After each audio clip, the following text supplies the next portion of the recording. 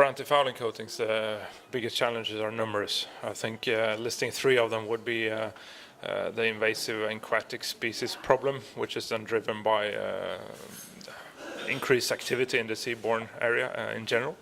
It's increased water temperature, which puts fouling pressure up to the next level.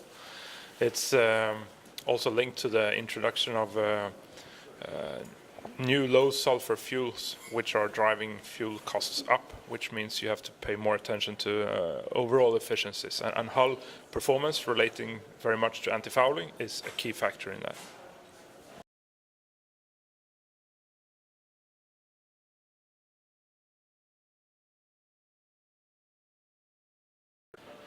Selektope is an biorepellent active agent approved under the European BPR and in many other states. It's a very compatible ingredient in the marine coatings as of today, and it's having a reversible effect and used in very, very small quantities, giving the paint maker a different technology base to work on to drive performance in their products, mainly static performance, but also overall performance.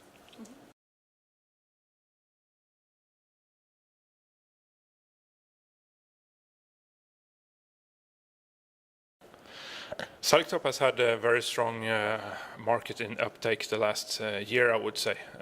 We have seen paint makers expanding their product portfolios with Selektope, going not only into the premium range but also into the mid-tier range of products, showing and demonstrating that Selektope adds static performance factors into a range of different products.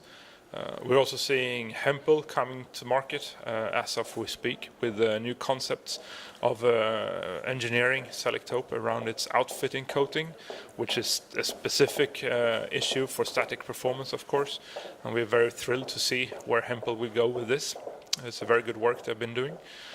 And we also see the range of vessels that are in range for this kind of antifoulings expanding. We have seen tanker and bulker ships in a large amount being showing interest in this kind of technology, but also recently seen Stena selecting Selektope for a RoPax fleet, which is very interesting for us to see.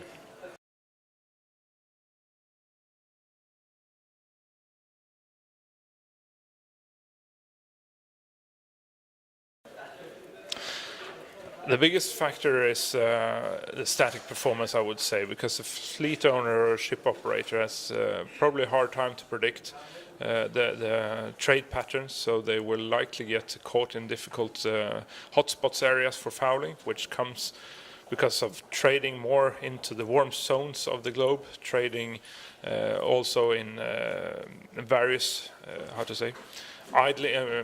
idling will be more frequent because it's more difficult to predict maybe when you can arrive at a port and so on. So static performance is needed, and that's where Selektope comes into play, giving those better protection and hence reduce the risk of having excessive drag and fuel losses as a consequence.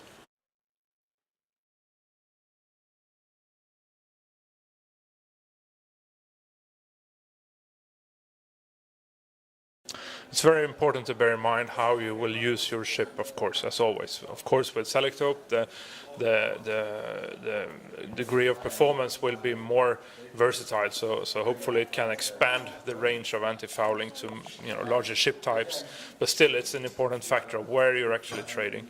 It's also so that the hull performance, which relates to antifouling, is a key in the overall efficiency investments that a ship owner is doing, and it has an important role in maintaining other investments up to speed. Investing in other areas of fuel efficiency will have to come with also good decisions on good antifouling, because it has a very good high impact.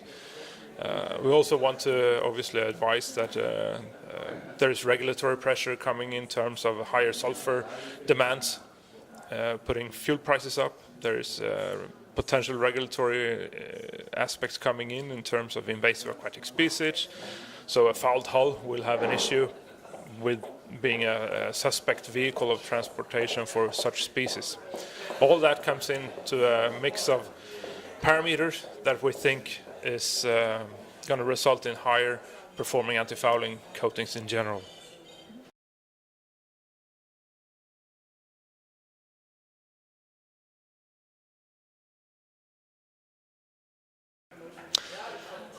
pay good attention to the various technologies that are out there. The better they are, the better the return on investments, of course, and the coatings nowadays, including the ones with Selektope, has been proven to work very well, and the return of the investments are seen to be very attractive. And then adding again then that ships are trading into more difficult areas, the fouling pressure is increasing. So it's not the same, it's not true what worked yesterday will work today. So there's involvement and evolution in the fouling pressure that needs to be thought of when doing your selections.